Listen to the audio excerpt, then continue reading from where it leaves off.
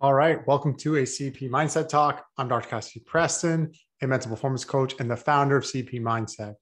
Today, I want to just dive straight into the draft. And so, whether this is NHL draft in any sport, and particularly here where I'm based out of in Ontario, the OHL draft is coming up this week.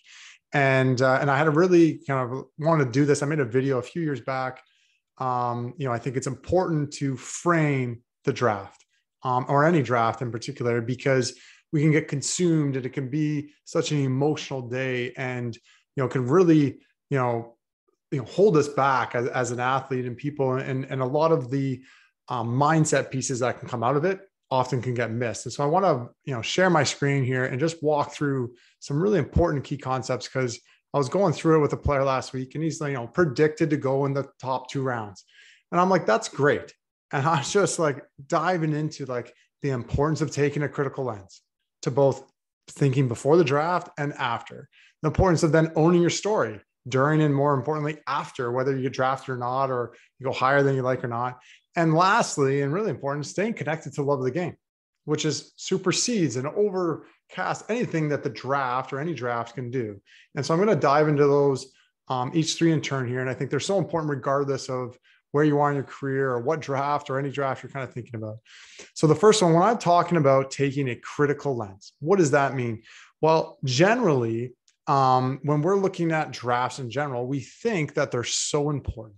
It's a make or break year. It's a make or break opportunity, and that they're going to predict your future. And the bottom line is that's not true. And so critical lens means like, don't zoom in and think that it's more than it is. Yes, it matters. Yes, it can be helpful. Yes, it's a result and it's a meaningful thing. And we're going to want to own that, especially, if you get drafted high, yeah, you will want to own that. And what I was alluding to with the guy that's, probably going to go fairly high, I was like, if you go high, I'm gonna be like, great, congratulations. And then I'm going to be like, hey, like, this is not predicting anything. This is not make or break. There's still lots of work to be done. And I think the other two interesting things, and for him and for a lot of players, is understanding, like, predicting the draft itself or reading into the results, because human bias is a huge thing. There's all these teams, and teams are always telling players, oh yeah, for sure you're going to go in the first round, and then they go in the second, or for sure this is going to happen.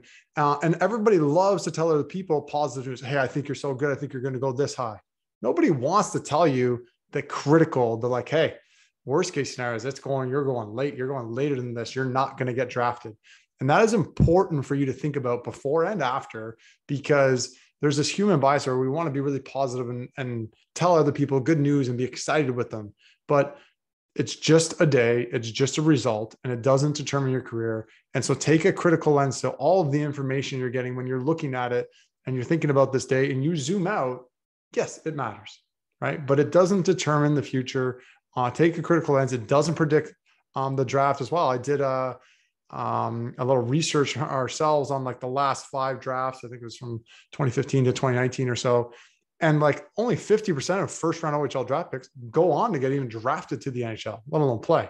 And there's lots of guys that don't get drafted middle rounds that do get drafted to the NHL. So like even the first round is not predicative of your future. It's not, you have not made it. And you have not made it because you didn't get drafted or got drafted later than you would have liked.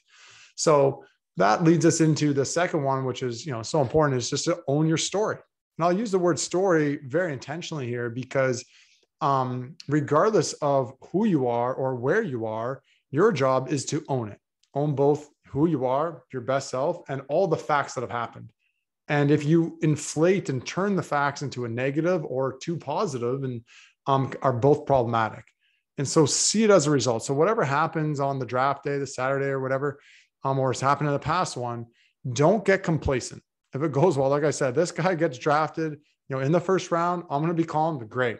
But like, I'm going to be like, all right, now like, you're like, this, it doesn't mean that much, and be critical and don't get complacent and see the potential drawbacks and the pressures that come with that. It is what it is, for sure. Everyone's goal intention is to get drafted higher, but the result is just a result. And also on the flip side, if it doesn't go your way, you get drafted later, or you don't get drafted, how can you use it to your advantage? How can you find the silver lining? And so regardless of what it is, we want to stay what we often call centered or neutral. And so this is just such an important mindset to then now you've owned your situation and you're being the hero of your own story. You're taking, being the author of your story and the narrator. And so now you can actually write the next page, which is so important, the next day, the next week. And you have to keep perspective. If you're only zooming in on just now, on just this year, on just the 1 month or 2 month span or whatever it is, it's too zoomed in. Perspective means you zoom out. Look at your overall career. Look at your overall life. There's more to you than just being a hockey player or whatever sport you play. And keeping perspective of that really matters. So write the next page, own your story, such key helpful things. Knowing before you get into the draft and also after, going to be key. Which then probably my biggest and most important and favorite key, and we do this with every athlete and so important, the love of the game, being able to stay connected to that, because our society in general doesn't do a good job differentiating between results and our why. And we think why we play sports is to achieve the results and the goals and intentions. And this is our why. This is what drives us. This is what is fun. You see pro athletes, oh, it's fun to win. That's what makes sport fun, is winning. It's only that, instead of the experience, the growth, the challenge, being a part of a team, the game itself. And so that's the intrinsic why. And that's the true love of the game. And so we want you to be reconnected to that, stay connected to that, especially as you climb the ladder. Because as you climb the ladder, which is when a draft is happening, that's like inherent big time ladder steps. You're climbing the ladder. The results and the context are changing, but the why you play is the same. Why you fell in love with the sport in the first place is the same. We often lose sight of that. And my favorite example of that is the flower bed story. And so, the premise of this story that I'll share, maybe you've heard this before, but it's one of my favorite ones about intrinsic versus extrinsic motivation. And it's these young kids going out to play football, touch football in this old lady's backyard. And they love playing because on either end is a flower bed. And those are the touchdown zones. And so the way you think about it, they love playing because they would catch the ball and land in the old lady's flower beds, which was a lot of fun for them. Like intrinsic, like they just love playing there. Great game play. The old lady doesn't like it. She gets all, she's getting upset. She's yelling at them, but they keep coming because they just love it so much. And what happens, the old lady gets an idea. She gets really sneaky. And she goes, I'm going to start paying them to play. So at first, the kids are like, this is great. We get this result. We get paid. We're getting $5 a week to come and play. This is like, they're even more motivated. But then what happens is she starts to pay them less.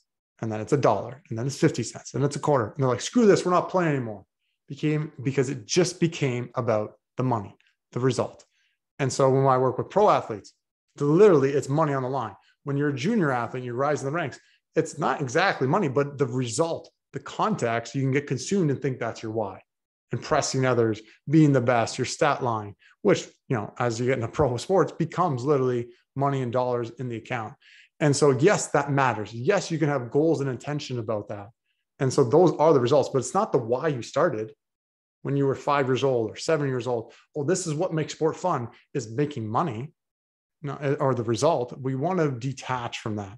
And it matters and have goals and set intentions around it, but stay connected. You're going to be more resilient. You're going to be more resourceful. You're going to be adaptable. Okay. You're more composed, poised, process focused. So all of the healthy things really come when you stay connected to the love of the game. And so when you're creating your mindset and things, and as you're moving forward and you take a critical lens, you own your story, make sure you keep moving forward with connection to the love of the game. Don't allow the draft to define you. Take it for what it is. Hopefully this is helping take a critical lens, some insights, because generally people just love hyping it up, right? It's fun to hype stuff up, but take a critical lens. Hopefully you found this helpful. Leave a comment, reach out if you have any questions, and chat with everyone soon. Thanks. Bye.